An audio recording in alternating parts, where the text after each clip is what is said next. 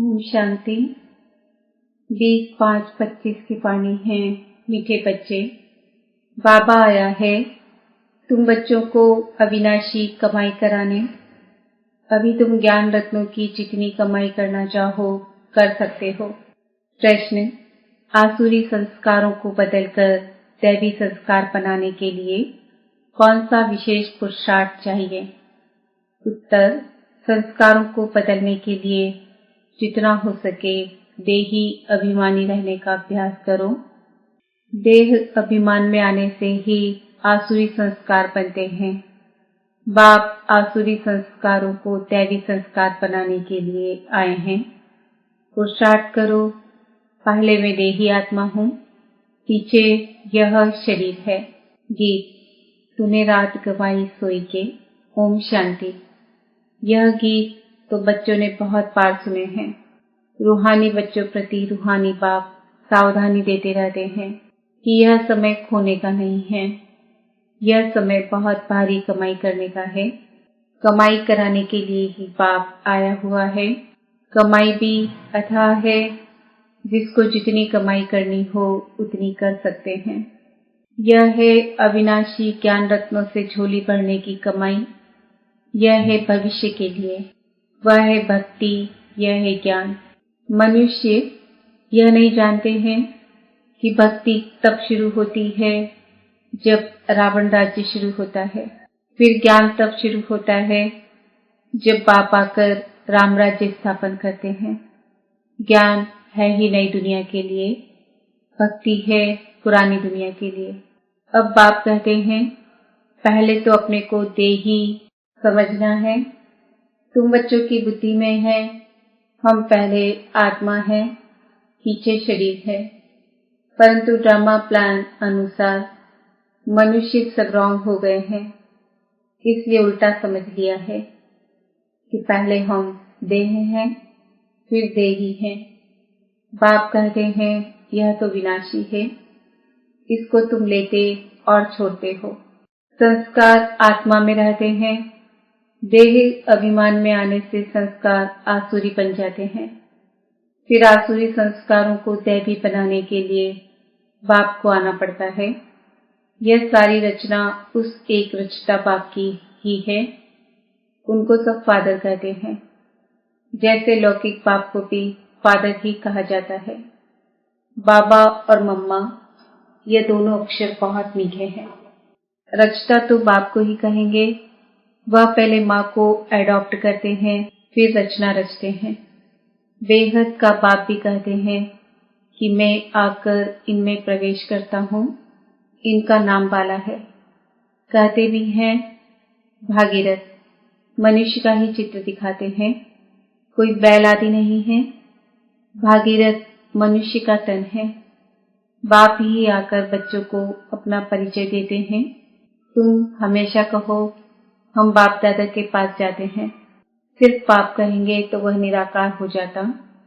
निराकार बाप के पास तो तब जा सकते जब शरीर छोड़े, ऐसे तो कोई भी जा नहीं सकते। यह नॉलेज बाप ही देते हैं।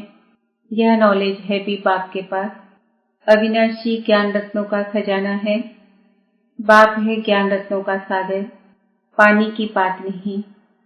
ज्ञान रत्नों का भंडारा है, उनमें नॉलेज है। नॉलेज पानी को नहीं कहा जाता। जैसे मनुष्य को बैरिस्टरी, डॉक्टरी आदि की नॉलेज होती है, यह भी नॉलेज है। इस नॉलेज के लिए ही ऋषि मुनि आदि सब कहते थे कि रचयिता और रचना के आदि मध्य अंत की नॉलेज हम नहीं जानते। वह तो एक रचता ही जाने। झाड़ का बीज रूपी वही है। सृष्टि के आदि मध्य अंत का नॉलेज उसमें है। वह जब आए तब सुनाए। अभी तुमको नॉलेज मिली है तो तुम इस नॉलेज से देवता बनते हो। नॉलेज पाकर फिर प्रारब्ध पाते हो, वहां फिर इस नॉलेज की दरकार नहीं रहेगी। ऐसे नहीं कि देवताओं में ज्ञान नहीं है तो अज्ञानी है, नहीं, वह तो इस नॉलेज से पद प्राप्त कर लेते हैं। बाप को पुकारते ही हैं कि बाबा आओ, हम पतित से पावन कैसे बने। उसके लिए रास्ता अथवा नॉलेज बताओ, क्योंकि जानते नहीं। अभी तुम जानते हो हम आत्माएं शांति धाम से आई हैं, वहाँ आत्माएं शांत में रहती है। यहाँ आए हैं पाठ बजाने। यह पुरानी दुनिया है तो जरूर नई दुनिया थी। वह कब थी, कौन राज्य करते थे, यह कोई नहीं जानते। तुमने भी बाप द्वारा जाना है। बाप है ही ज्ञान का सागर, सदगति दाता। उनको ही पुकारते हैं कि बाबा आकर हमारे दुख हरो, सुख शांति दो। आत्मा जानती है परंतु तमो प्रधान हो गई है, इसलिए फिर से बाप आकर परिचय दे रहे हैं। मनुष्य न आत्मा को न परमात्मा को जानते हैं। आत्मा को ज्ञान ही नहीं जो परमात्मा अभिमानी बने।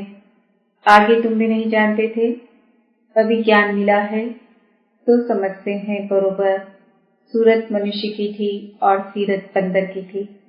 अभी बाप ने नॉलेज दी है तो हम भी नॉलेजफुल बन गए हैं। रचना और रचना का ज्ञान मिला है। तुम जानते हो हमको भगवान पढ़ाते हैं तो कितना नशा रहना चाहिए। बाबा है ज्ञान का सागर, उनमें बेहद का ज्ञान है। तुम किसके पास भी जाओ, सृष्टि के आदि मध्यांत का ज्ञान तो क्या, परंतु हम आत्मा क्या चीज है वह भी नहीं जानते। बाप को याद भी करते हैं, दुख हरता सुख करता, फिर भी ईश्वर सर्वव्यापी कह देते हैं। बाप कहते हैं ड्रामा अनुसार उन्हों का भी कोई दोष नहीं। माया बिल्कुल ही तुच्छ बुद्धि बना देती है। कीड़ों को फिर गंध में ही सुख भासता है। बाप आते हैं गंध से निकालने। मनुष्य दलदल में फंसे हुए हैं, ज्ञान का पता ही नहीं है तो क्या करें। डूबन में फंसे पड़े हैं, फिर उनको निकालना ही मुश्किल हो जाता है। निकाल कर आधा पौना तक ले जाओ, फिर भी हाथ छुड़ाए गिर पड़ते हैं। कई बच्चे औरों को ज्ञान देते देते स्वयं ही माया का थप्पड़ खा लेते हैं, क्योंकि बाप के डायरेक्शन के विरुद्ध कार्य कर लेते हैं। दूसरों को निकालने की कोशिश करते और खुद गिर पड़ते हैं। फिर उनको निकालने में कितनी मेहनत हो जाती है, क्योंकि माया से हार जाते हैं। उनको अपना पाप ही अंदर खाता है। माया की लड़ाई है ना। अभी तुम युद्ध के मैदान पर हो, वह है बाहुबल से लड़ने वाली हिंसक सेनाएं। तुम हो अहिंसक। तुम राज्य लेते हो अहिंसा से। हिंसा दो प्रकार की होती है ना, एक है काम कटारी चलाना और दूसरी हिंसा है किसको मारना पीटना। तुम अभी डबल अहिंसक बनते हो। यह ज्ञान बल की लड़ाई कोई नहीं जानते। अहिंसा किसको कहा जाता यह कोई नहीं जानते। भक्ति मार्ग की सामग्री कितनी भारी है। गाते भी हैं पतित पावन आओ, परंतु मैं कैसे आकर पावन बनाता हूँ यह कोई नहीं जानते। गीता में ही भूल कर दी है जो मनुष्य को भगवान कर दिया है। शास्त्र मनुष्यों ने ही बनाए हैं, मनुष्य ही पढ़ते हैं। देवताओं को तो शास्त्र पढ़ने की दरकार नहीं, वहाँ कोई शास्त्र नहीं होते हैं। ज्ञान भक्ति पीछे है वैराग्य। किसका वैराग्य? भक्ति का। पुरानी दुनिया का वैराग्य है, पुराने शरीर का वैराग्य है। बाप कहते हैं इन आंखों से जो कुछ देखते हो वह नहीं रहेगा। इस सारी छीछी दुनिया से वैराग्य है। बाकी नई दुनिया का तुम दिव्य दृष्टि से साक्षात्कार करते हो। तुम पढ़ते ही हो नई दुनिया के लिए। यह पढ़ाई कोई इस जन्म के लिए नहीं है, और जो भी पढ़ाई है वह होती है उसी समय उसी जन्म के लिए। अब तो है संगम, इसलिए तुम जो पढ़ते हो उसकी प्रारब्ध तुमको नई दुनिया में मिलती है। बेहद के बाप से कितनी बड़ी प्रारब्ध तुमको मिलती है। बेहद के बाप से बेहद सुख की प्राप्ति होती है। तो बच्चों को पूरा पुरुषार्थ कर श्रीमत पर चलना चाहिए। बाप है श्रेष्ठ से श्रेष्ठ, उनसे तुम श्रेष्ठ बनते हो। वह तो सदैव है ही श्रेष्ठ, तुमको श्रेष्ठ बनाते हैं। 84 जन्म लेते लेते फिर तुम भ्रष्ट बन जाते हो। बाप कहते मैं तो जन्म मरण में नहीं आता। मैं अभी भाग्यशाली रथ में ही प्रवेश करता हूँ जिसको तुम बच्चों ने पहचाना है। तुम्हारा भी छोटा झाड़ है। झाड़ को तूफान भी लगते हैं ना, पत्ते झड़ते रहते हैं, ढेर फूल निकलते हैं, फिर तूफान लगने से गिर पड़ते हैं। कोई कोई अच्छी रीति फल लग जाते हैं, फिर भी माया के तूफान से गिर पड़ते हैं। माया का तूफान बहुत तेज है। उस तरफ है बाहुबल, इस तरफ योग बल अथवा याद का बल। तुम याद अक्षर पक्का कर लो। वो लोग योग योग अक्षर कहते रहते हैं। तुम्हारी है याद, चलते फिरते बाप को याद करते हो, इसको योग नहीं कहेंगे। योग अक्षर सन्यासियों का नामी ग्रामी है। अनेक प्रकार के योग सिखाते हैं। बाप कितना सहज बतलाते हैं। उठते बैठते चलते फिरते बाप को याद करो। तुम आधा कल्प के आशिक हो, मुझे याद करते आए हो। अब मैं आया हूँ। आत्मा को कोई भी नहीं जानते, इसलिए बाप आकर रियलाइज कराते हैं। यह भी समझने की बड़ी महीन बातें हैं। आत्मा अति सूक्ष्म और अविनाशी है। न आत्मा विनाश होने वाली है, न उनका पार्ट विनाश हो सकता है। यह बातें मोटी बुद्धि वाले मुश्किल समझ सकते हैं। शास्त्रों में भी यह बातें नहीं हैं। तुम बच्चों को बाप को याद करने की बहुत मेहनत करनी पड़ती है। ज्ञान तो बहुत सहज है, बाकी विनाश काले प्रीत बुद्धि और विपरीत बुद्धि, यह याद के लिए कहा जाता है। याद अच्छी है तो प्रीत बुद्धि कहा जाता है। प्रीत भी अव्यभिचारी चाहिए। अपने से पूछना है, हम बाबा को कितना याद करते हैं। यह भी समझते हैं बाबा से प्रीत रखते रखते जब कर्मातीत अवस्था होगी तब यह शरीर छूटेगा और लड़ाई लगेगी। जितना बाप से प्रीत होगी तो तमो प्रधान से सतो प्रधान बन जाएंगे। इम्तिहान तो एक ही समय होगा ना। जब पूरा समय आता है, सबकी प्रीत बुद्धि हो जाती है, उस समय फिर विनाश होता है। तब तक झगड़े आदि लगते रहते हैं। विलायत वाले भी समझते हैं अभी मौत सामने है। कोई प्रेरक है जो हमसे बॉम्ब्स बनवाते हैं, परंतु कर क्या सकते हैं। ड्रामा की नूंद है ना। अपनी ही साइंस बल से अपने कुल का मौत लाते हैं।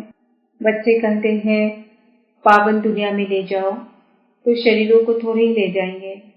बाप कालों का काल है ना, यह बातें कोई नहीं जानते।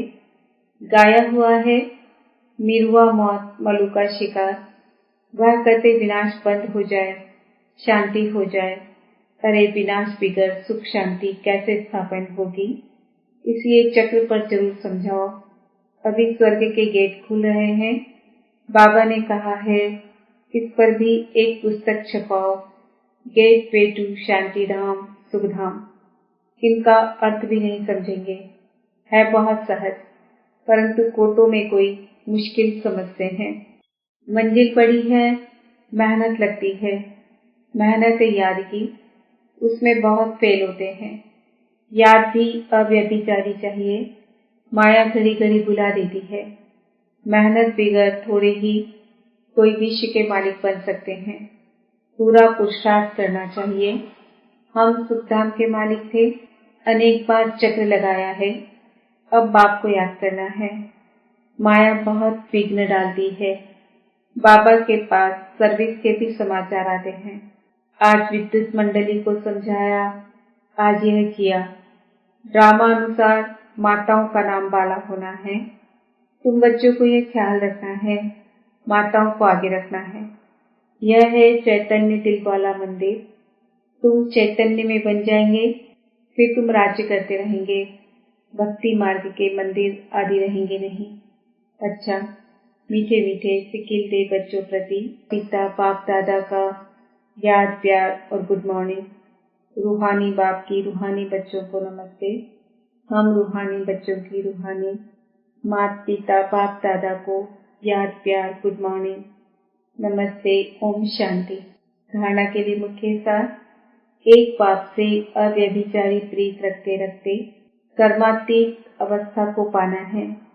इस पुरानी देह और पुरानी दुनिया से बेहद का वैराग्य हो। कोई भी कर्तव्य पाप के डायरेक्शन के विरुद्ध नहीं करना है। युद्ध के मैदान में कभी भी हार नहीं खानी है। डबल अहिंसक बनना है। वरदान: शुभ भावना से सेवा करने वाले, बाप समान अपकारियों पर भी उपकारी भव। जैसे बाप अपकारियों पर उपकार करते हैं, ऐसे आपके सामने कैसी भी आत्मा हो, लेकिन अपने रहम की वृत्ति से, शुभ भावना से उसे परिवर्तन कर दो। यही है सच्ची सेवा। जैसे साइंस वाले रेत में भी खेती पैदा कर देते हैं, ऐसे साइलेंस की शक्ति से रहम दिल बन अपकारियों पर भी उपकार कर धरनी को परिवर्तन करो। स्व परिवर्तन से, शुभ भावना से कैसी भी आत्मा परिवर्तन हो जाएगी, क्योंकि शुभ भावना सफलता अवश्य प्राप्त कराती है। स्लोगन: ज्ञान का सिमरन करना ही सदा हर्षित रहने का आधार है। आज का सुमन है: मैं आत्मा अपकारियों पर भी उपकार करने वाली हूँ। आज के व्यक्ति इशारे रूहानी रॉयल्टी और प्योरिटी की पर्सनालिटी धारण करो। आप ब्राह्मणों जैसी रूहानी पर्सनालिटी सारे कल्प में और किसी की भी नहीं है, क्योंकि आप सबकी पर्सनालिटी बनाने वाला ऊंचे से ऊंचा स्वयं परमात्मा है। आपकी सबसे बड़े से बड़ी पर्सनालिटी है। स्वप्न व संकल्प में भी संपूर्ण प्योरिटी। इस प्योरिटी के साथ साथ चेहरे और चलन में रूहानियत की भी पर्सनालिटी है। अपनी इस पर्सनालिटी में सदा स्थित रहो